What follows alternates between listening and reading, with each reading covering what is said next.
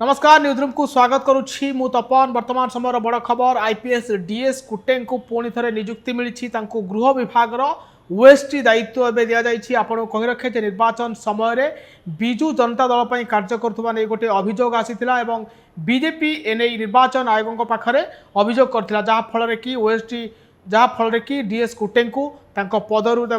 से निलंबन कर खबर आसी पहुँचुची डीएस कुटे को गृह विभाग ओएसटी भाव राज्य सरकार निजुक्ति देइछंती। आपन कहि रखे जे डीएस कुटे से बहुत बद घेर थे अभियोग होता विजु जनता दल पर डीएस कुटे निर्वाचन में कार्य कर बीजेपी तमाम नेता और जातीय मुखपात्र मान जाइए जे आम निर्वाचन अध्यक्ष पाखे अभियोग करते तार परवर्ती पर्यायर डीएस कुटे को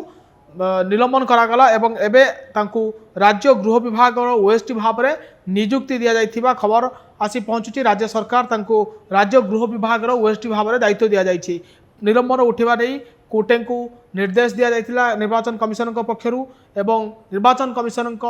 निर्देश क्रमे एबे कुटे को पुणी थे दायित्व अवस्थापित करा जाइछि एवं पूर्व सरकार रे नवीन पट्टनायक स्वतंत्र सचिव थिले डीएस कुटे गोटे गुरु दायित्व थिले जे पूर्वतन मुख्यमंत्री थिले नवीन पट्टनायक तांकर स्वतंत्र सचिव थिले एबे जेहेतु तांकर पाया कमिछि एबे से गृह विभाग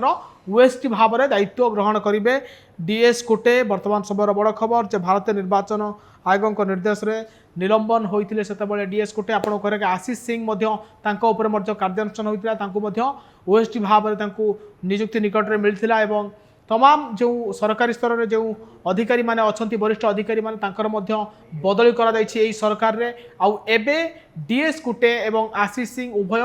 कह जाउथला कि बीजेडी सरकार रे उभय पावरफुल आईपीएस ऑफिसर थिले एमाने ही निर्वाचन परिचालना करुथिले आउ अभियोग आसिया परे ऑफिसर मानक उपरे कार्यानुष्ठान होइतिला आउ एबे एई दुहिंकर पदोन्नति बदल रे अवनति घटिछि एवं ओएसटी भाव में नियुक्ति मिली डीएस कुटे को। नमस्कार।